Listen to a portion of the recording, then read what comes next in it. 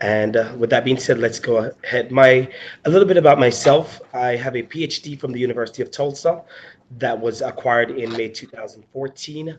I am now an assistant professor of computer science at Athens State University in Athens, Alabama, here in the United States. Prior to this, I worked at the American University for 19 months as a department chair and assistant professor of information technology and computer science. My strengths lie in the realm of C++ programming, C Sharp, COBOL, Visual Basic .NET, Java, and Turbo Pascal. I've worked in the industry for a while, but now I am actually working in academia as a professor. For today's presentation, I hope to talk about e-learning definition, give a basic definition of what e-learning is. I'll talk about the various learning models that are in existence. For example, learning from a classroom setting, self-taught studies such as learning from a textbook or from watching videos. We'll talk about some issues with the current learning models. We'll talk about what are the advantages of the learning models. We'll talk about e-learning and pedagogy. We'll talk about how e-learning and pedagogy can actually impact our lives. We'll speak about some disadvantages of e-learning. I'll give a quick summary, and then afterwards, I will answer whatever questions you may have. So today, people learn using various models. For example, the common student may attend a classroom session in a school. They may attend a workshop or a conference, or like most of us today, we learn things independently using things such as YouTube videos. We might buy a book in the streets, or we might go to a bookshop. We may observe from others. We may watch others, or we may just try to do things ourselves, which is considered the trial and error. And since about 2005, we've actually been doing e-learning. With the current landscape of those learning models, we're seeing various problems rise today. For example, if you are supposed to learn in the traditional environment, we see that students must commute to attend classes. So especially if you're there in Kabul, you have to take a taxi in order to get to the classroom setting. This includes you losing a lot of time to commuting. Also, it costs a lot of money for you to transport or for you to commute from point A to point B. Additionally, the university or the college itself faces a lot of overhead costs as it relates to a building infrastructure.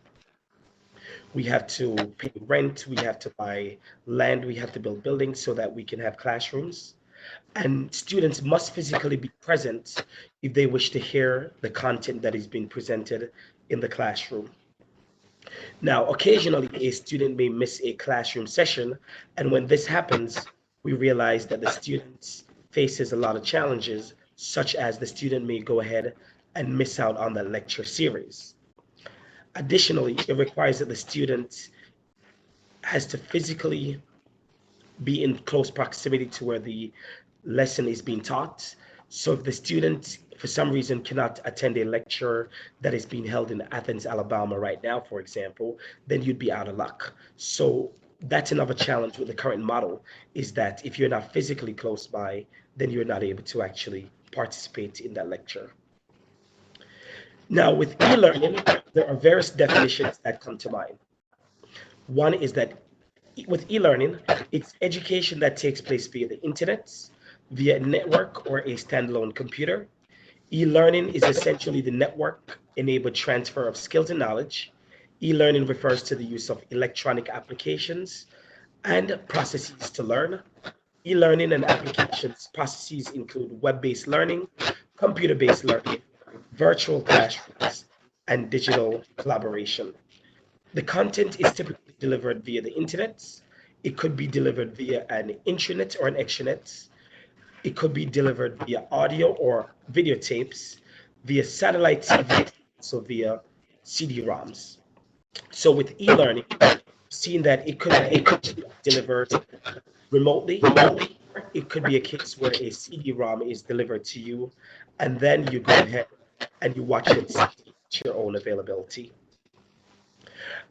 Another more definition of e-learning that I personally love myself is it's that formal online learning that uses the internet. It therefore requires to have access to the internet. and an adequately equipped desktop personal computer or laptop, a tablet, or another suitable device. Regardless of how you connect, you need to go ahead and have some form of broadband internet connectivity. Other terminology that you can see are e-learning, distance learning, distance education, online learning, and online education. Those are all synonyms for e-learning. What are some advantages of e-learning? A good thing about e-learning is that classes can be taught synchronously, which means that classes could take place live, or classes could be taught asynchronously, in which a professor could record a lecture and a student can actually go ahead and replay this lecture whenever it is convenient for him or her. In any event, in most times, a student can attend the class or the lecture whenever he or she is available. They don't necessarily have to attend at a designated date and time. It also relieves space since there's no need for that many classrooms.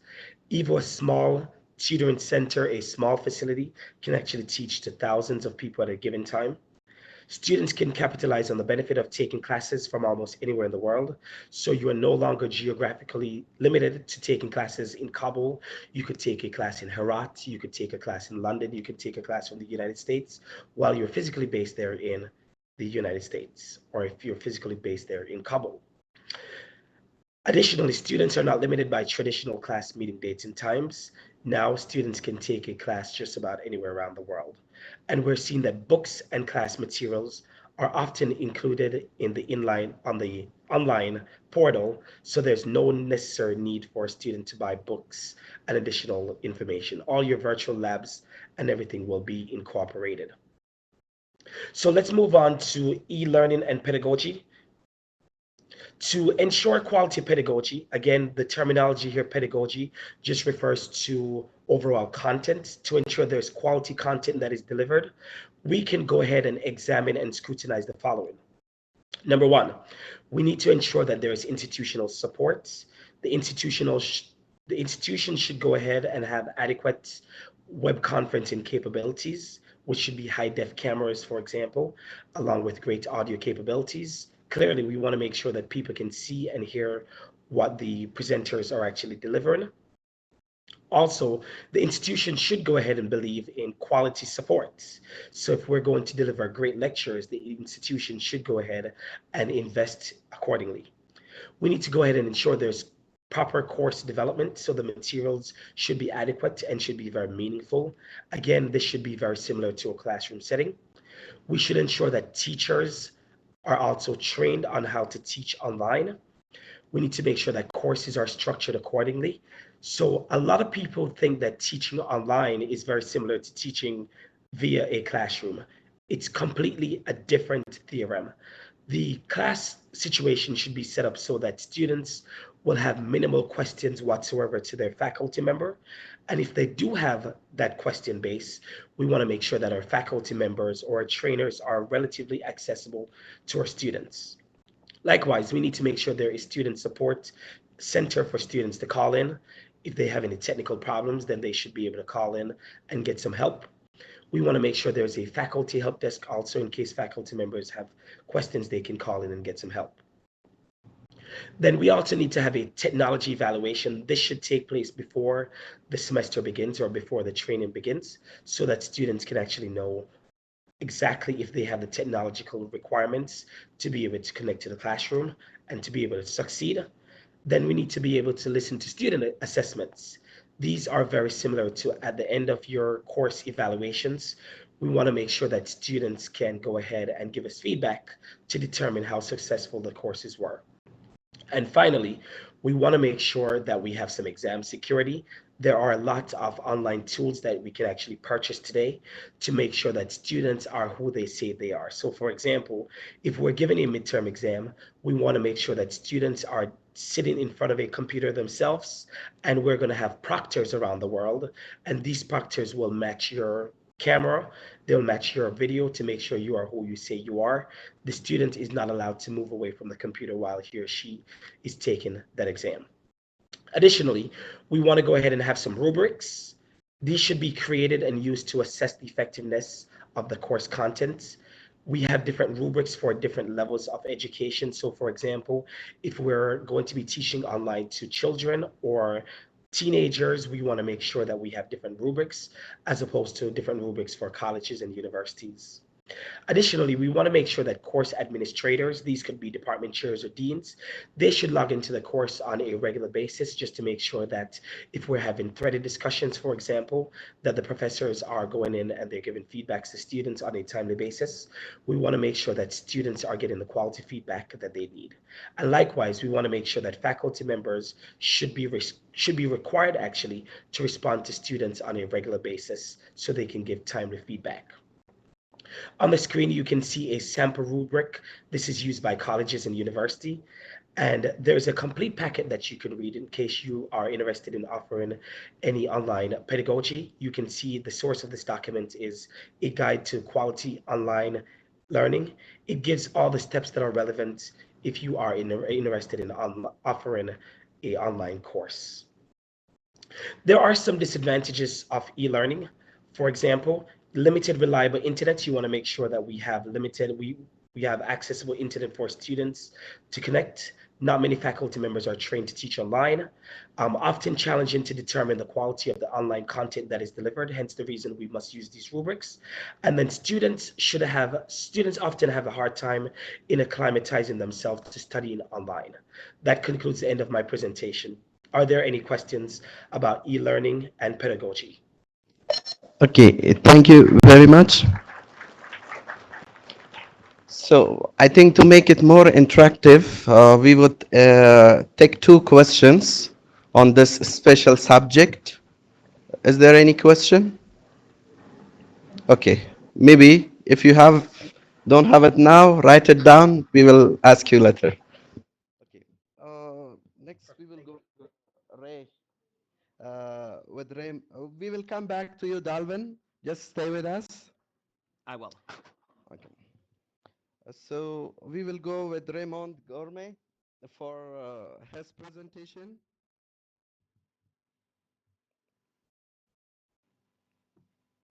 Dalvin, can you stop sharing your screen?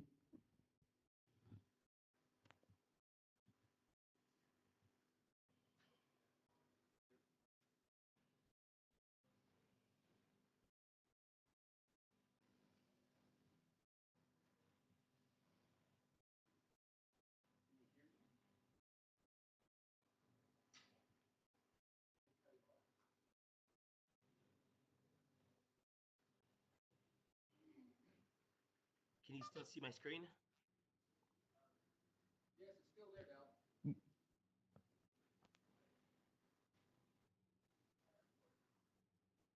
It is showing that I've stopped sharing video and also screen on my end.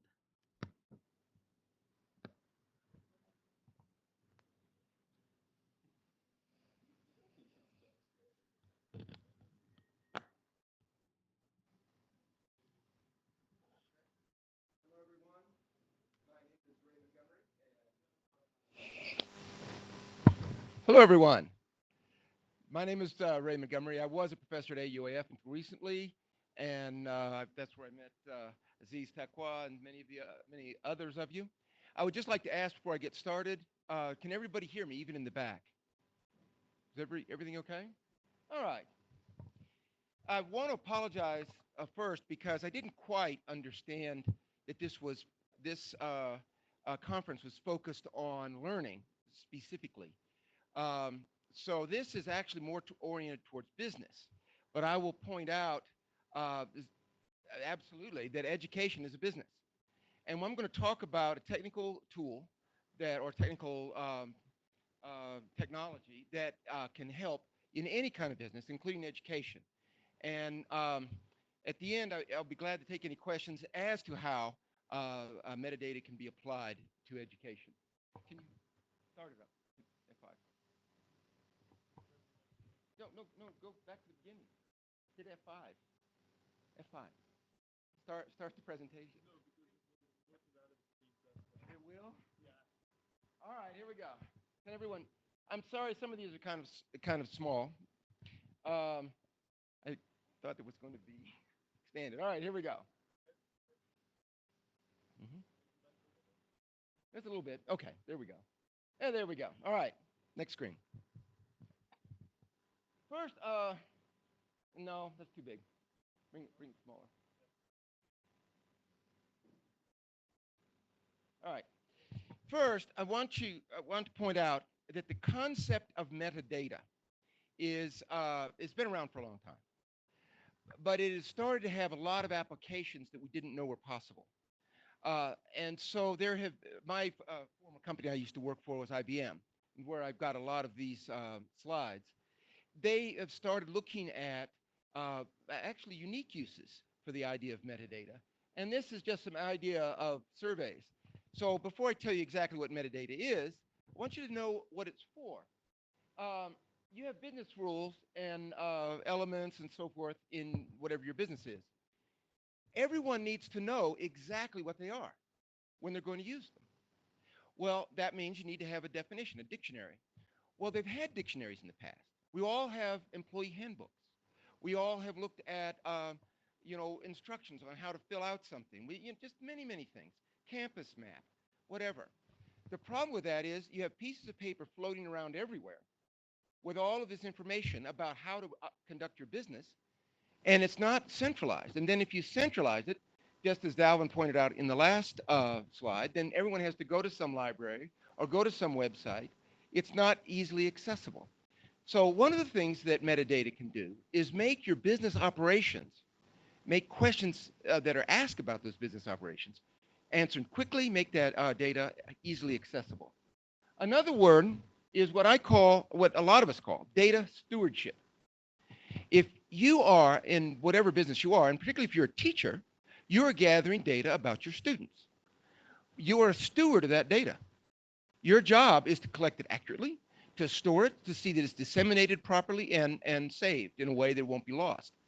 So metadata helps do data stewardship. Another one, many of you, by the way, I have to pause for a second. I also thought that I'd be talking to all IT professionals, and I'm assuming there are business and educational professionals here. I will try to not use too much technical jargon, but I kind of focused my presentation on that. The idea of a data warehouse is when a business gets very large, say you become a university with thousands of students, you have got a lot, and many different campuses and all that, you have got to take many different kinds of data and put them in some place where they can be stored and accessed easily. That's what a data warehouse is. Data mart is just a small data warehouse. And then more and more, we want to analyze data. In the business of marketing, we want to take data from click tracks on websites. We want to take data from responses to surveys. We want to take data from government regulation changes, put them together and do an analysis. Did a new government regulation change the way people looked at our website, for instance? I mean, just these type of cross-discipline analysis. And so forth. To go on, I won't talk about data mapping and so forth, but data lineage is where did the data come from? And then you want to have, as I said earlier, some way of keeping track of the data that matters and the definitions of the data that matters to your organization. Next. Okay, good. There we go. Okay, what is metadata? Meta is a prefix meaning world or over or more important, and the data is data. Metadata is data about data. We use it all the time. We just don't call it metadata. But we do not understand a piece of what may I call raw data unless we have the metadata to define it. For instance, here we have a can over here, but it's got numbers on there. It's got baked beans. Well, by itself, the string baked beans doesn't mean anything. We want to know that it's in a can, that it's sold by this company. And of course, there'll be other things like when it was packaged and so forth. We want all that data available to us. Maybe how to use it in a recipe. So what happens is all of these pieces would maybe be in a database, a record describing this particular product. But then what would happen is we would want to be able to pull out all the cans made by the Heinz company, everything that had tomato sauce in it, or cost, or when it was packaged, or so forth. We'd want to do these cross data structure queries. So the metadata is the meaning of each one of these little tags, basically, on this product. And we can go on and on. We have, for a student, we have their age, we have their current GPA, we have where they were born, where they're going, what their plans are, and so forth. Another important thing is the data itself may change. Heinz may get sold to another company, and they're going to sell their original 57 variety beans, baked beans, but under a different label. But it's the same baked beans, and it would be used in the same recipe. So we also have to handle the change of our data. Okay, next. So just again, here's an overview of what of the kinds of metadata. We've been talking about business metadata, and that's the typical things that you would use to analyze your business processes. Technical metadata. This would go for the IT professionals who want to keep track of their networks, want to keep track of downtime, failures, would want to keep track of upgrades, and the change perhaps in the response time of a network after an upgrade. They would want to keep track of all of this history. And again, this metadata would define the data items that you would use to track your technical installations. And then operational metadata, this would be involved, well, one of them is libraries. They need to keep track of what books are checked out, all this sort of thing. Okay, next. Again, notice, maybe I've got too many slides, but here we have a number. By itself, that number means nothing. What it is, it's known as a social security number. And notice, if you have a social security number, of course, don't do this if you're a hacker, but if you do, you can go find out more information about the person who was assigned that social security number. So notice how it enables processes. Okay, go ahead. This is your end user. Sometimes they're a little older, different genders or whatever, but this is our generic end user. And what do end users, for all you IT professionals, what do end users always have? Questions. And here's some of them. They want to know, what is the profit amount or whatever in this particular scenario? Where is something stored? Is it reliable or how reliable? And so forth. The end users come at you with questions. So again, I pretty much talked about that, but this is the idea that metadata can address this constant demand for answers. Okay, next. Now I'm going to get a little bit technical with some diagrams. I didn't quite get everything in here. XBRL is an XML for business.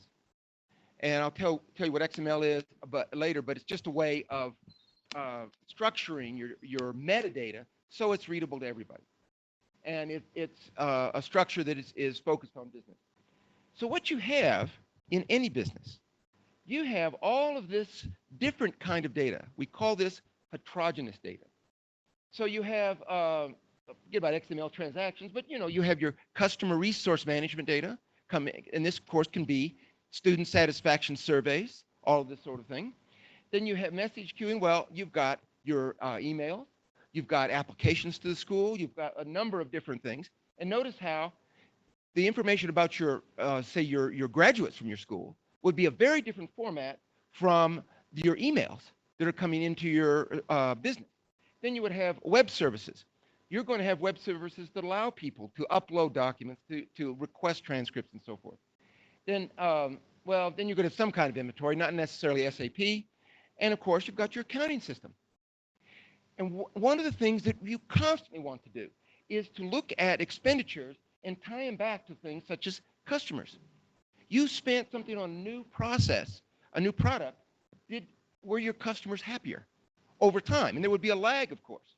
So you can't, the data is not connected by itself. It has to be connected in some other way. So this is what we're aiming for. We're aiming for what's called a taxonomy that defines what these different things are, what categories they are, how they're structured. So you as a user, when you're making a report, come back here, go through a taxonomy, and say, you know, that type of data, well, you know, if I look back at the emails we sent our vendors, that's going to help me understand what problems we had in procurement. We have only 2 minutes left. All right. Go. Next. All right, I'm going to skip over a few of these things. Also, we have everyone knows what a silo is in any organization. Give me just 2 moments. Silos in any organization, that is that the different departments don't talk to each other. All right, we're going to solve that problem too. Next. So here's the structure. We all have this. We all have in our organizations databases of different kinds. Then we have some kind of workflow processing. Unfortunately, quite often, it's Excel spreadsheets, and you're supposed to say when you did something. And then we have this by the transformation and load. This is just where we take our data and put it in a data warehouse. But this still doesn't help us make decisions. What we want is some kind of layer in here that allows us to make decisions, and then from that, we can then, our enterprise portal, how good are we doing? And then we can report to the government and so on. Then internal, we can analyze our business, and a dashboard. A dashboard allows the decision makers to see the data, and they themselves can hone in on it and find what they need in order to make their decisions. Next. So that's what I'm just simply saying here. The idea of dashboards is very important. You can allow your users to make an ad hoc query simply by giving them a very convenient dictionary. Metadata can do more, but that alone has a big impact on organizations. They're going to say, oh, where do I pick up the alumni information? Where is that located? And metadata by itself, you know, metadata dictionary can help guide your users. Next. But something even more important, and this is going to become more important in the educational world. Online, there are metadata standards that are available that you can access moment to moment. Now, I just picked a few, but geographic data has been around for a long time. Many of you in here have probably used ArcGIS and other GIS programs, and you want to know there's different codes, there's different ways of dealing with the curvature of the Earth.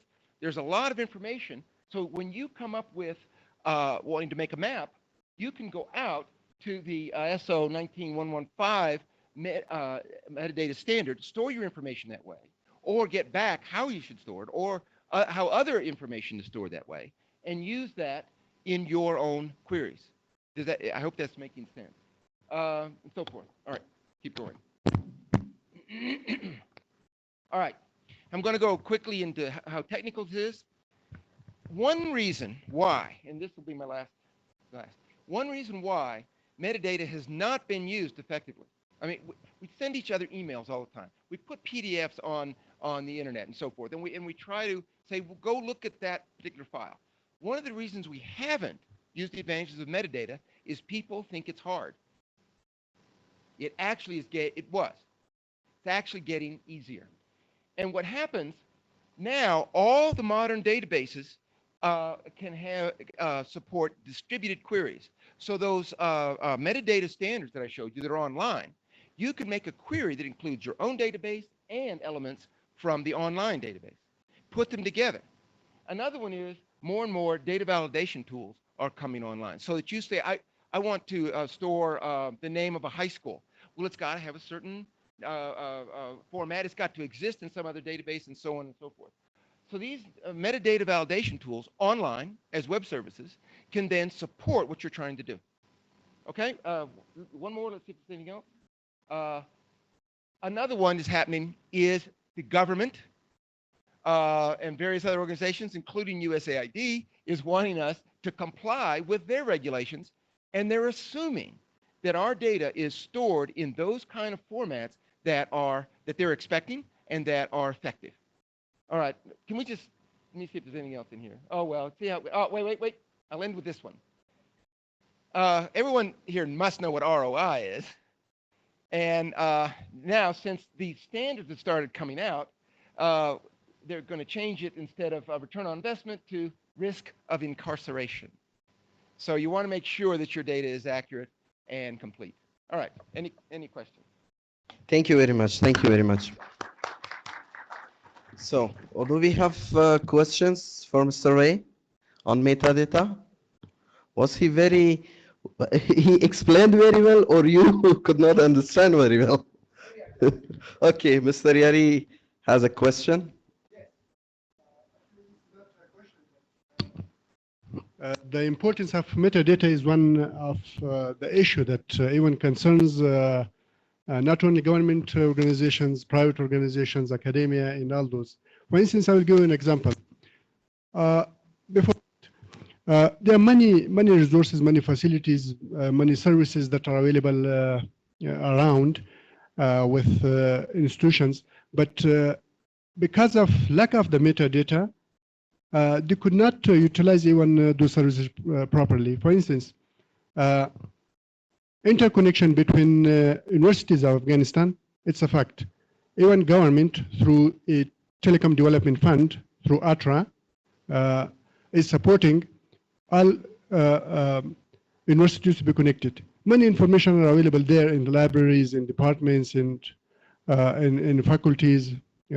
But how to be utilize this efficiently, it depends on the metadata policy that need to be in place. Another thing that we have a law for access to information, and maybe you have information about that.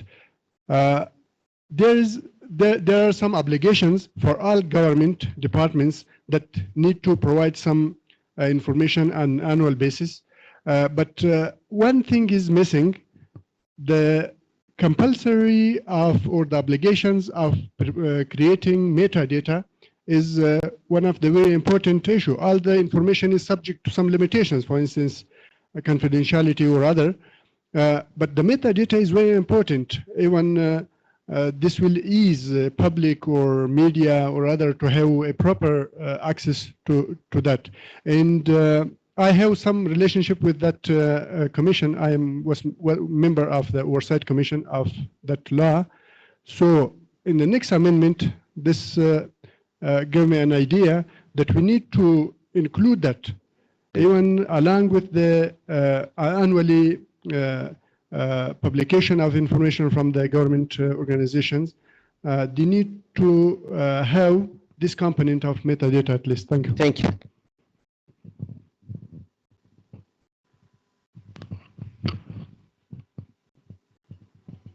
Thank you, Ray, again.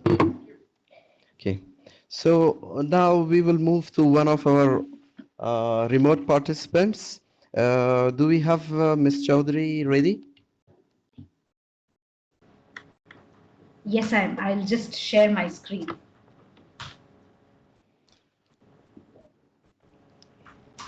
Please keep the time limitation in mind, Ms. Chaudhry. I would.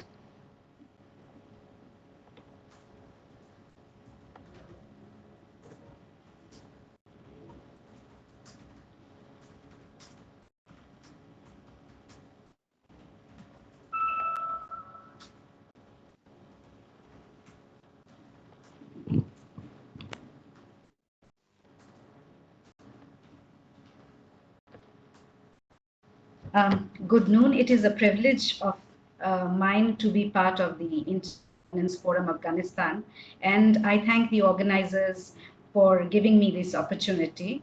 I would be speaking today on the importance of the collaboration within the region, and I would be sharing my broad view on this subject and would be happy to take questions. And my discussion, when I mean regional collaboration, would be limited to the SAARC region.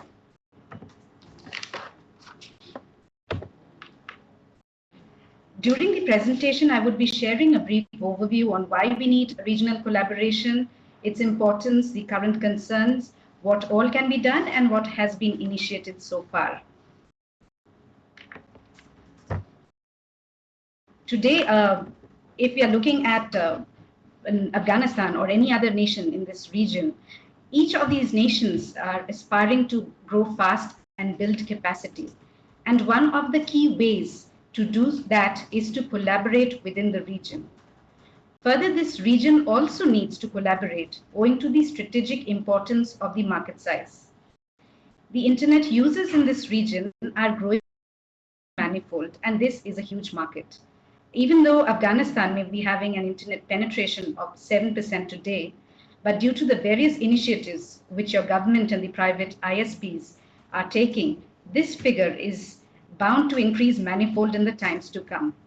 Similarly, within your neighboring regions, when we are talking about China and India, though they have about 34% of the global internet population, however, looking at their population size, there is more to be connected. And the other nations also in this region, as compared to the market size of US, which is currently near saturation at 88%. This region is also young and have productive people within the age group of 20 to 40 years. Whereas if you're looking at 2020, the projected average age in Europe would be around 60 years, and that in US would be 45 to 65 years. And needless to say, we have the requisite qualified professionals, since each year we have millions passing engineering from this region. Also, if we look at the overall scenario, there has been an increase in the level of involvement in internet governance from this region, both from the government as well as the other stakeholders. Internet governance is currently being discussed nationally. Security, surveillance, privacy are some things which all these governments are talking about. And most of the governments in this region support multi-stakeholder model and have experience of organizing IG events such as this one or an ICANN IGF meeting. And more significantly, there has been a growing participation in Internet Governance Forum from this region and also in public policy discussions. In fact, Afghanistan has 2 members at the ICANN at-large community, and your Omar Mansour is a MAC member from this region. Having said that, we do have our challenges, and despite our potential, needless to say, our requirements and challenges even today are not being taken into consideration when policies are being framed internationally. Therefore, it is imperative that the voices and concerns from this region are well represented at the various international arena and ISTAR organizations. By ISTAR, I mean the ICANN, IGF, ISOC, IETF. And for that, not only is it important to increase the access and adoption of internet within the region, it is equally important to build the resources and the capabilities of individuals within this region who can understand the various nuances of internet governance and then raise their voices so that our voices are also heard when decisions are made globally.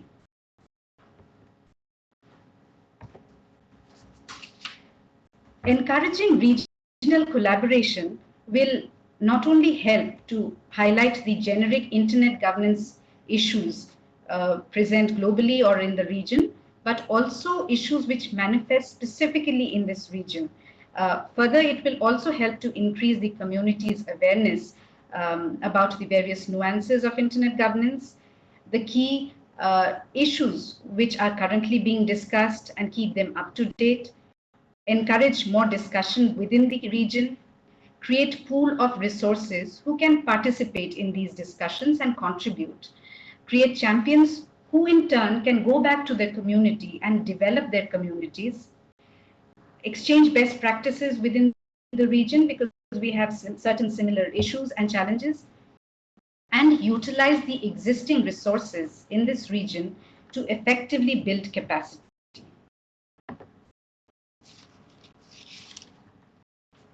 So the regional collaboration will not only help to build capacity by increasing the awareness of all the stakeholders on issues and challenges which are being discussed globally and have significant importance to the region or the nation, but will also help in sharing of knowledge of the key issues which are of strategic importance both globally, regionally, and to the country, initiate specific discussions which are about problems which are endemic to the country, help in creating a better understanding of stakeholder-wise issues and opportunities, and increase regional engagement and participation, thereby creating community champions who can propagate engagement in various IG forums globally, and also sharing, extending experiences, training materials with other communities, internet governance schools, regional and national IGFs, and other discussion boards.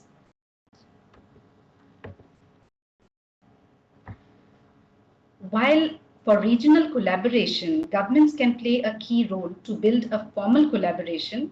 However, there are other ways to build capacity by regional cooperation. The first could perhaps be to leverage the existing strength of the internet governance platforms such as ICANN, IZOC, APNIC.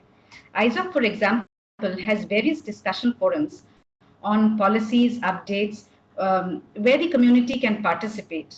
Moreover, the regional chapters or the local chapters of the region can come together, cooperate, and perhaps hold web conferences or webinars on hot topics of this region, which can help in exchange of ideas and thoughts. Similarly, ICANN has Asia Pacific monthly discussions where the community can participate. They can comment on the various policy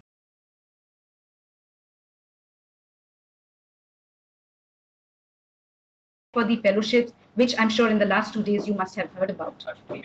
Also, there are technical tools which are held, for example, by APNIC on a weekly basis, which can actually help the technical community to build up their capacity.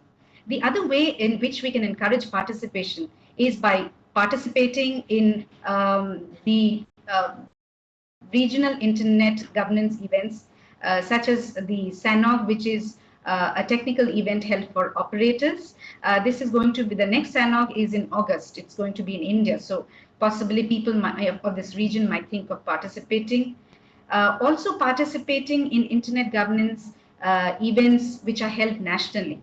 For example, the Internet Peering Forum, which is a technical forum, which would be held, also called IPF, which would be held for the first time in India in May, is a place where the technical community, even from Afghanistan, may want to participate, if not in person, at least online.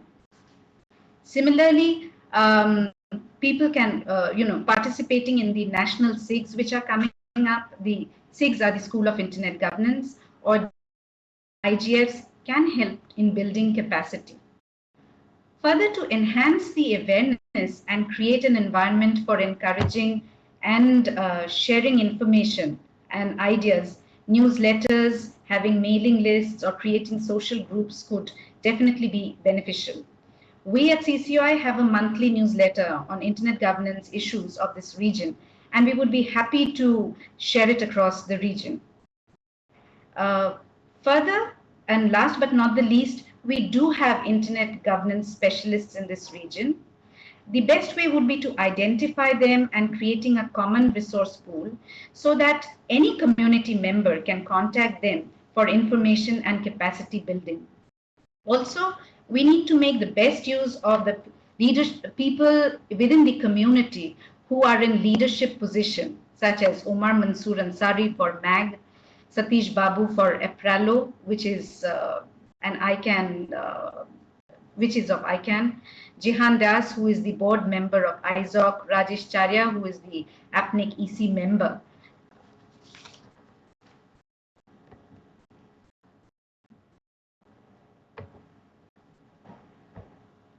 So there have been some initial cooperation and collaborative steps which have been taken to build capacity in the region, including participation in National School of Internet Governance. In fact, at the India SIG, there were 3 participants from Afghanistan, and I believe there have been participants from Afghanistan at the Pakistan SIG too. Webcasting of the IGF Afghanistan, I believe, is a great initiative in allowing interested participants, not only from your country, but also across, to follow the discussions online and understand the various nuances of the things which are critical for your country. There are mailing lists, WhatsApp groups, and Facebook page created to exchange information and opportunities on internet governance, and quite a few community members of Afghanistan are present in these platforms. Having said that, I must reiterate that there is more to be done, and perhaps the next step could be to encourage more participation in the upcoming SIG, which is going to be held in Afghanistan, or the Nepal IGF, so that the stakeholders within this region can participate, contribute, and learn from each other.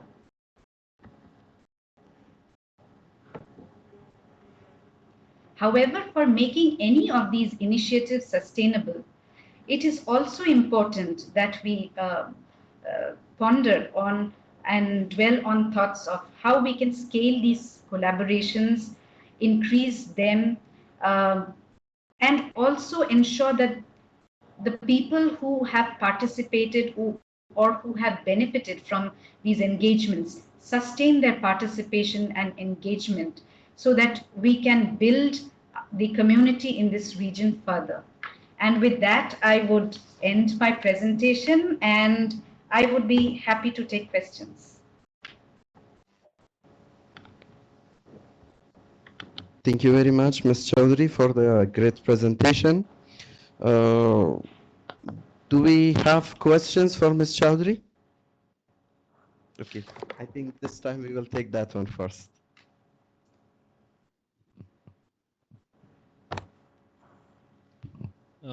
Thank you, Amrita. This is Azizi from AUF, and thank you very much for your presentation. You mentioned that, excuse me, you mentioned that we had been almost 3 participants to PK-SEC this year in 2016, and we had 3 participants to India-SEC in 2016, at end of 2016. We were only 2 participants in APNIC 42. So in the regional events, I want to know that what is your support for Afghanistan and for the participants from Afghanistan, and how do you support them more? Because in APNIC, my personal experience is that we had more from Bangladesh, we had more from India, almost more than 15 from each. But from Afghanistan, there was only 1 person, that was me in the workshop and conference, and my another colleague was only in the conference. So what kind of support do you offer to us, and how can we get more benefit from these opportunities in the region? Thank you.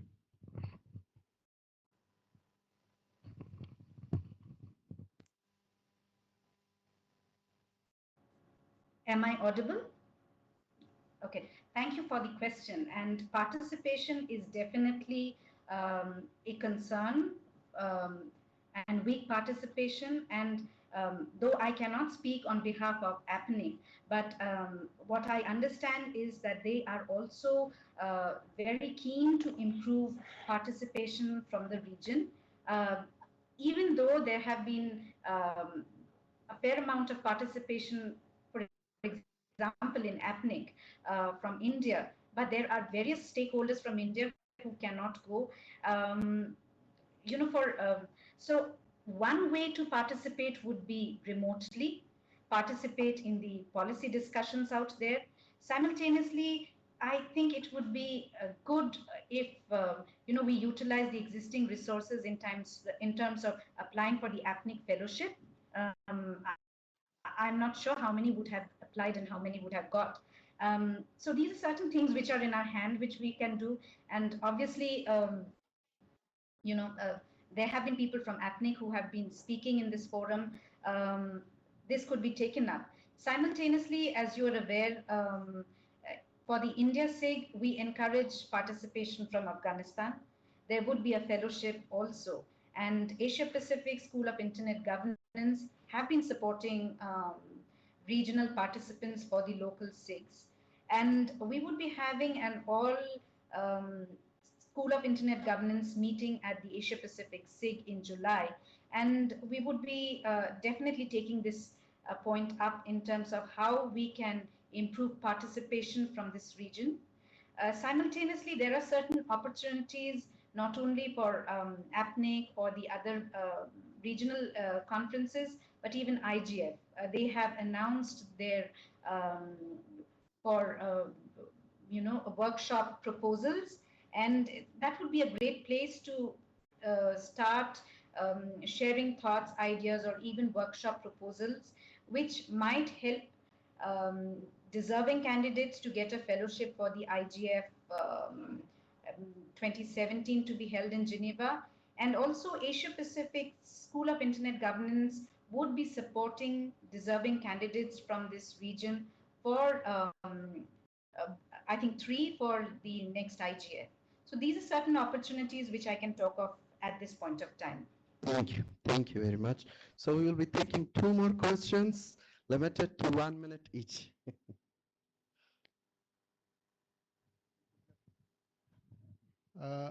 Just I have one question to the lady. You know that Afghanistan is a landlocked country, but located in a very important spot of the region. And some of the regional trends for development, you may be aware about, I will give the example of digital CASA, which not only is focused on regional connectivity within Afghanistan, but that will facilitate even the connectivity for the region. So I wonder if the same approach that in the past in the scope of the trade have been in place in this region will be also the same for the internet and telecom connectivity. Afghanistan is now member of the WTO, but many problems have in terms of transit. So the same scenario is for the telecom and internet. There are many organizations working for internet governance in the region and in the world. Why those principles who affect or impact the growth of the economy in the region are not included to some potential agendas of some organizations in the region? We propose that this year and next year, beside the governments, organizations, regulatory authorities, even society and sector, in all regional issues to be working on this.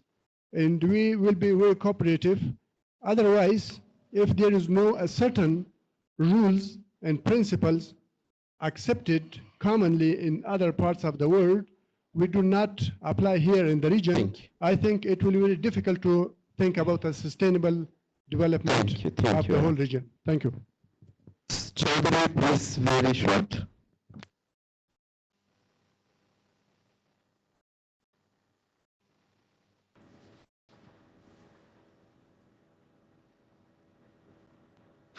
Well, if I understand the statement which you've made, and correct me if I'm wrong, you mean to say that there are some issues or challenges or there within the which the global governance forums or the regulators need to take into consideration so that the region grows. Is that what you are asking or stating?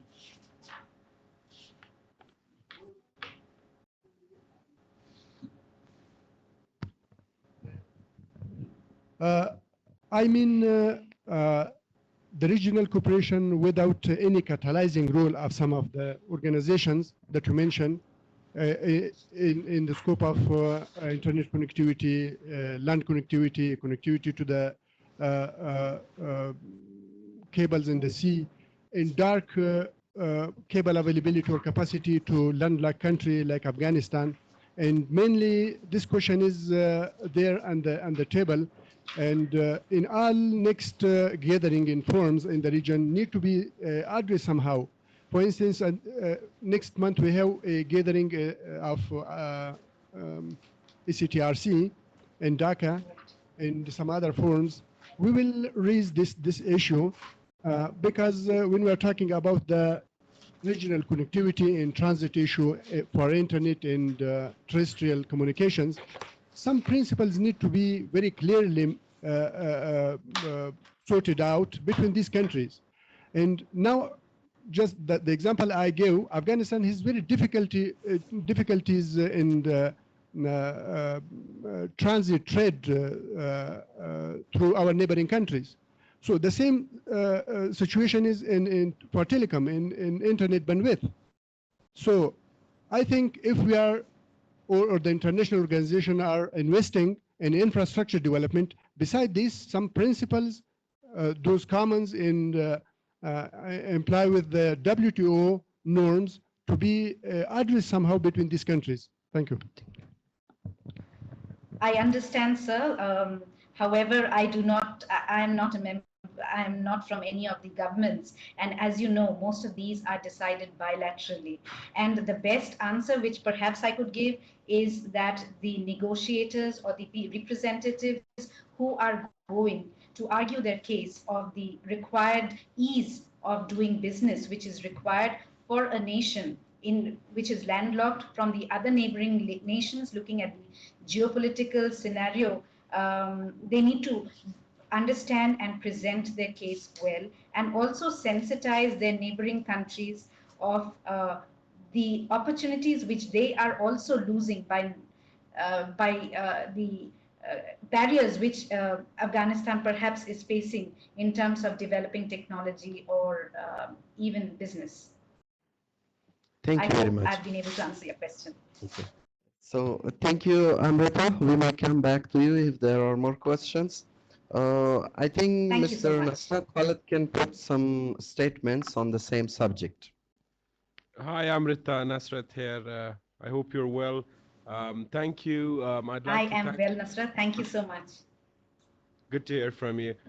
Thank you for taking the lead and presenting us a very important topic on collaboration.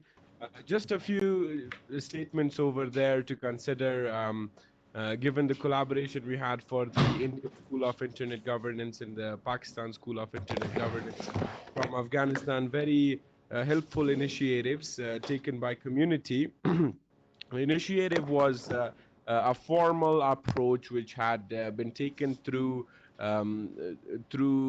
entities. However, to take it forward as a suggestion, and what I have seen to have worked in Afghanistan for the last few years, is if we look at collaborating as teams of people individually, regardless of institutions that we represent, rather making personal circles of people who then collaborate for results would be one of the areas that we can look at, and obviously the mix of cultural similarities and the language similarities and the regional similarities that we have would play a big role in that, and it would expedite the process of how we collaborate and the results that we achieve. Thank you. Thank you. Thank you, Khalid. Okay, so for this topic of education and learning, we have our last presentation, and then we will move on to trusted IDs and M-government. So do we have Rebecca ready? Yes, I am here. Thank you, Rebecca, for taking time and talk about this very sensitive and very important issue of evaluating online information. So over to you. Okay, well, let me see what we can do. Let me just figure out how to. And one last thing, please take the count of the time. Of course. Okay. So, would you like me to turn on my video, or does it matter? We'll wait with this. Okay. I think that's fine. Okay. Get rid of that. Okay. Everybody can see this, right? Yes? Yay. All right. So the title of my topic is, I've heard this all the time, but I found it online, so it must be true, right? We all believe things online are true. So we want to talk about this a little bit today in light of education and the importance of the internet in our education these days. We want to make sure that we're all getting good quality information online. First, I want to say thank you so much to the organizers for putting me this together. Whoops, Julie is saying start my video, which means I have to get out of this and go somewhere else. See if I can figure this out. I don't. Here we go. Okay, there we go. Now you can see me. Okay, are we set? Are we good? Can you hear me? Maybe. Okay. First of all, like I said, I want to thank the conference organizers and Aziz Taqwa for approaching me and inviting me to speak. I'm very honored. Like Dalvin and Ray, I too am a former colleague from AUAF, and I wish them all the best as they reopen. So now let's talk about online information security, so to speak. Not security in the secure socket layer type, but more security in knowing that what you are finding online makes a difference and is accurate and needed for your search. Okay? A little bit about myself. Actually, first, let's go this. I am a librarian, and I was a librarian at AUAF. I've been a librarian for many years. I've also been an instructor for many years, and I've seen many students who are, and people, just regular people, who are confused by what they see online sometimes. So maybe those of you who are friends with Farshid in the room there, maybe you saw him post this on his Facebook the other day about Donald Trump signing a visa-free travel policy for Afghanistan, right? Yay, great news. How many of you believed this? You don't have to raise your hand if you are ashamed of it now, but this was completely fake news. And I'm going to walk you through how to identify fake news, all right? So let's go on. With something called the CRAP test. And it's not what you think, the CRAP test. When you get a piece of information online, or if you're looking at a website, you can use the CRAP test to decide if what you're seeing is current, relevant, accurate, and purposeful. All right, so first of all, current. You got to look at it if the information is recent or is it out of date. This is especially important for news. You need to look to see if the information is relevant. Is it given by a primary source or a secondary source?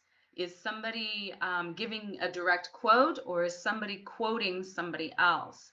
How detailed is the information? Is the information balanced or biased? And is that clear if it is biased? Authority. Who wrote it? Who published it? These are two different and yet very important things. Are these individuals or organizations trustworthy also?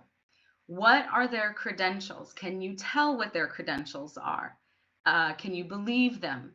Is it peer reviewed? Now, this isn't so much the need for news, although there is an instance in terms of news when it's edited. Does it come from an edited source? And then finally, purpose. Why was this written?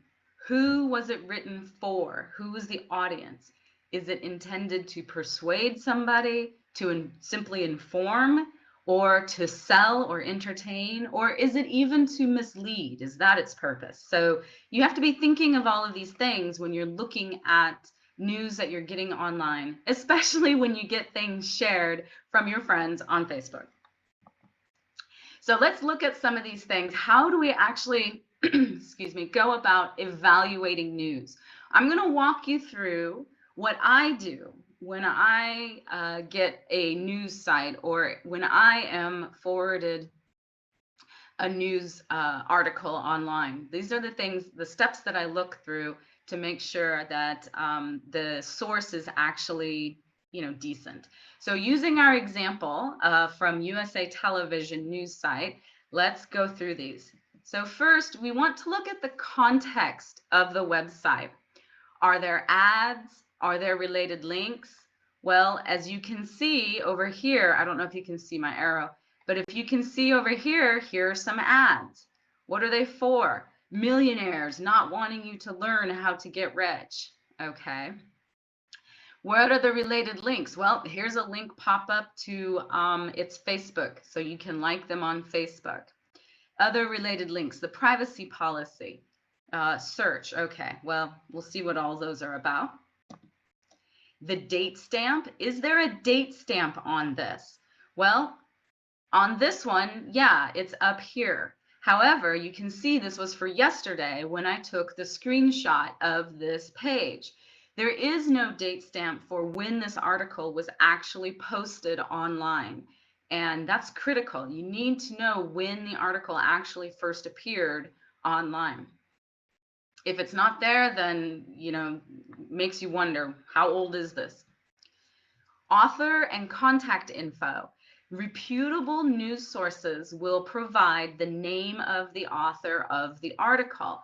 And more often than not, it will include also an email address so you can reach that person. You can see here, there's no author listed. So who knows who wrote this? Look at the language style. Is the language neutral? Are there citations for any quotations? Does it appear credible at first glance? Does it look like this might be something that is actually authentic? Okay.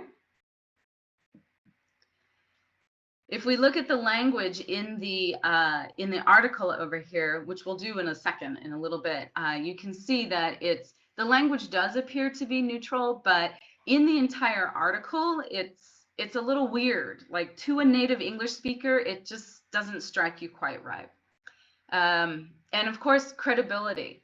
I'm sorry, but really, do you think Donald Trump would sign visa-free travel policy for Afghanistan just right off the bat, and there wouldn't be more news about it, right? Was this covered by any other news sources? You will find out that no, it was not. Finally, is the source reliable itself? Is it trustworthy? You can tell this by knowing about your sources. For example, what do you know about this USA television source? I've never heard of it. Why would they call it USA television and then just make it a website? So the history of the site is important. Also important to include or to consider is the bias, like I said earlier. Is the bias minimal? Does there appear to be a minimum of bias in the language? Are they using words that are neutral in tone, that are not, you know, not to raise emotions? Or if it is biased, is the bias clearly stated so that this is something that you can be aware of? Because sometimes you want to know what the biased media are saying, but you need to make sure that you understand their bias, okay? So you don't think that it's actually neutral when in fact it's very far right or very far left. Now, I want to flip over to the websites, for example, for a second and walk us through how these things go, okay? Show you online. So here we are. Can you all see my website now? Whoops. It actually went ahead and opened an ad for me. Okay, so this is the actual USA television website where that news came from, all right? And you can see, again, I'll walk you through the things that I look at. Again, there are no author is stated. The date has changed. Maybe you can see, whoops, sorry guys. And again, right now, does this make you feel like it's a credible news source, the fact that it has pop-ups like that? The date has changed to today's date, so that's not helpful. And you can see that it's got a lot of excess advertisements, it's got all this crazy stuff, it's got what others are reading, you know, all of this different things on here. All right, so that should not make you feel confident in what you're looking at. If we look at the overall website of USA Television, the very first page, it looks fairly fairly legitimate, right? Okay, it's got some different stories, some international stories, etc. But you will notice that there is no way to get in contact with anybody related to this website. Okay, there's no contact us, there's no email. Even if you look at this author thing, it just comes up as an admin. Right, there is nothing on here where you can say to yourself, okay, who is actually giving me this information? In comparison to the New York Times, you can see right away that there is the people who, well, first of all, it has today's date. The author is clearly listed right there. If you scroll all the way down to the bottom, there is very clearly a section that says contact us. So you can see who is writing this, who is responsible for this. All right. It's down in this area down here. Another thing that you can do, another tool that I'm sure our tech people are all familiar with, is the Whois website.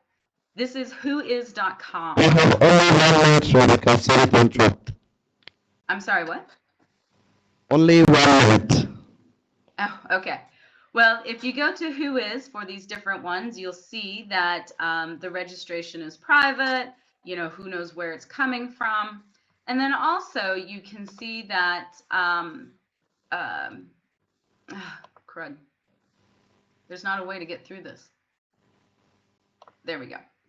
If you go to Snopes, Snopes is the other category, the other website that is very, very good for debunking, for providing the truth about these different fake news websites. And as it turns out, of course, President Trump did not sign a visa-free travel policy for Afghanistan or for any other country for that matter. This was complete fake, and yet, unfortunately, I'm sure a lot of people fell for it. It was happening in Ghana and other places, and it got so bad that the consulate there had to put out an announcement saying, this is not real. We did not do this. Leave us alone. Thank you. So in Thank you. conclusion, what you can do is go to, I wanted to provide a few resources here for you to look at. I'll leave that up. You can take a photo of it. A few resources that you can go and find out information about fake news and other helpful tools for identifying fake news on your own. Thank you, everybody. Thank you very much. Very impressive. You're welcome. So, related to Trump signing free visa policy for Afghanistan, how many of you heard of this news? Can you raise hands? And how many shared it on Facebook? No, please be honest. Now you all know better. Okay. Okay, so now we will move to our next part of the session, where Mr. Nasratullah Ghafoor will speak about the state of Afghan e-Tazkira in passport.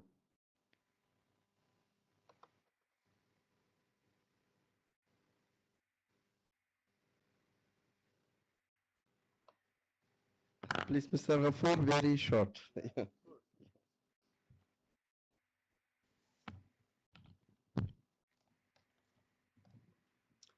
Bismillahirrahmanirrahim. Thank you very much, everyone. It's almost afternoon. Good afternoon. And it's an honor to be here and talk in front of you. Of course, there are many people who have great knowledge and topics that I'm going to speak about. But if I'm saying something irrelevant, please accept my apologize. So I'm Nasratullah Ghafoori, basically, not Ghafoor. I'm Ghafoori. And I have a master in information systems from Japan, and currently getting ready for my PhD in information security. So basically, I'm dealing with the mathematical foundation of the cryptography and its application. So was assigned basically to talk about the EIDs in e-passport. So as I don't have any how to say information about the Afghanistan EID in e-passport. So because I am not working with the MCIT in Ministry of Home, so I'm going to represent and present my work that is a part of the e-government and the application of the EID. So I have worked on a project called e-voting, and I have met, fortunately, Mr. Wafa, and he's also to get his information, and Mr. Payop about the EID, and I just got small information about that, and then I started my work. So basically, I just come with an idea of e-voting. So basically, we have made big problem, everyone knows about the e-voting, and I come to how ICT can contribute to the election process of Afghanistan. Does it really contribute or not? Because ICT is always not the solution. It could be a part of solution. So I just came to evaluate whether ICT can help the electoral process in Afghanistan or not. The work is done by me and my supervisor. I just wrote his name. I want to mention his name. He's Hisato Shima. He did a big part of this research. He contributed me. So the credit goes to him as well. So the work is just in a circular form. It's a rotation and it's a loop. So I'm just trying to involve you, and I'm really looking to get your ideas back to my project that I have worked on, because if we go to the second slide, so it's a circular form. So I can get your ideas, and then I can go and I can improve it. So because when I was working on the project, I was not here, I was in Japan, so it was quite difficult for me to have access to the people who are going to use the e-voting, because maybe all who are here are the educated layer of our community, so you will be the targeted users. So I'm just looking for your ideas back to improve. Next slide, please. The first thing that I came to have the electronic voting idea, I just first evaluate whether do we need the electronic voting or not. Like nowadays we are talking about the cybersecurity in Afghanistan, but we have not evaluated, basically we have not categorized the information. Do we really need to invest on that or not? So for myself, I just had a small opportunity resources, so I just gone with the people and asked them whether do they need voting or not. And majority of people, they answered, yes, we do. And most of them, they were educated, they were university students, and they are working with the Afghanistan government as well. So I have involved, it has some factors, it's not only technological project. I have involved the MCIT, I have involved the Election Commission, and the other international organizations who are going to pay for that. Next slide, please. So here we have few options. We can have online voting, we could have offline voting, and I just compare them, which one would be better to implement in Afghanistan, because we have to look to the ICT infrastructure in Afghanistan. We have to depend on the internet stability of Afghanistan, like if Estonia is implementing the e-voting, so they do have a very good ICT infrastructure. So here is the evaluation chart, which like I have evaluated from different factors, which like the budget side, the cybersecurity threats, and then this one shows the offline voting could be a solution. So I will look for your ideas as well. Next slide, please. So this was the major part of the system design, and I just focused on the cryptography structure of the electronic e-voting. So I didn't touch too much the policy sides and what the Afghanistan maybe rules and regulations, constitution is talking about, but I just came for the cryptographic structure. It takes like long time, about 6 months to work on and come with a solution. Because we were designing, and then someone was just checking, like analyzing whether it works or not. It's all about the RSA cryptography, like symmetric cryptography, hash functions, digital signatures. So we came here to design this system through the cryptography, and then we were like having some crypto analysis to evaluate the problems, whether do we have problem here or not. But obviously, it's not 100% final and secure system. So, but this is something. But the problem is, I have come with, for the hash function, I have used this, it's SHA-1, which recently had a collision. It was a big cryptographic news for the maybe last week or last 2 weeks. So I have to reconsider. I have to go for the SHA-2 for different hash function to have better security for that.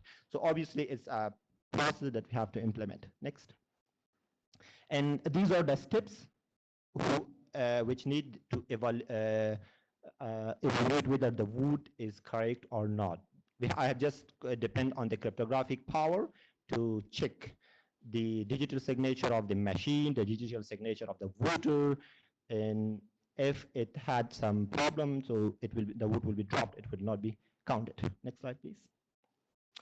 So I just tried to have a survey online, and almost 271 people participated, and most of them were university students. Because I'm a lecturer in university and I have good access to the students. So the main obstacle that they said no, it could not be implemented was the education, because people don't know how to operate the machine. We have to have good community, like educated people to cover. But it could be implemented and could be used by small portion of our community who have access to the ICT, who could use ICT, at least the one who can use the ATM machine. So then maybe they can come. So infrastructure and like education and the cultural problems, the financial issues are the other obstacles. Next. So the next one should be the evaluation of some factors. Like I have gone for a correlation analysis to find whether age, education level, and gender sorry, can affect the e-voting or not. But I couldn't find something like the major change or the major impact of these three factors on the electronic voting. Like I thought like the gender will affect it too much, like most female will not be agree, but I couldn't find a big impact of these three factors.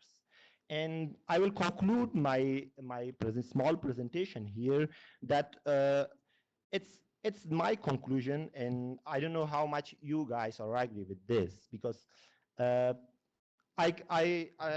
me read it from my slides here. I cannot see that very well. So I wrote in that the system could partially or completely help the election institution to either reduce or remove the type of frauds.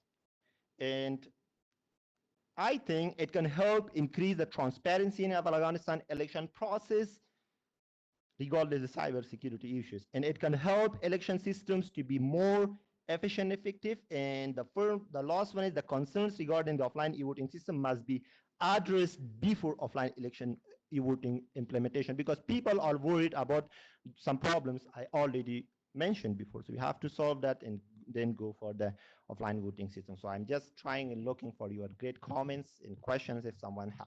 So thank you very much for your attention.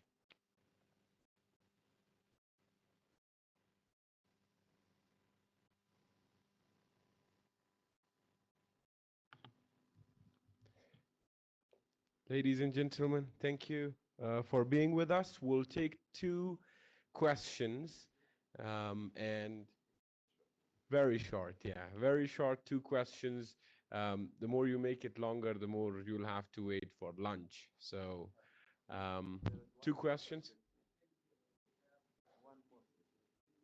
Yeah.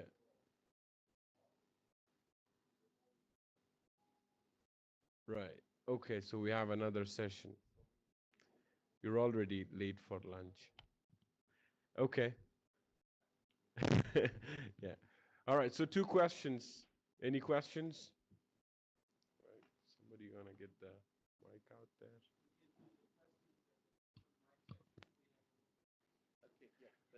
Okay, then we'll take the questions in the open mic session.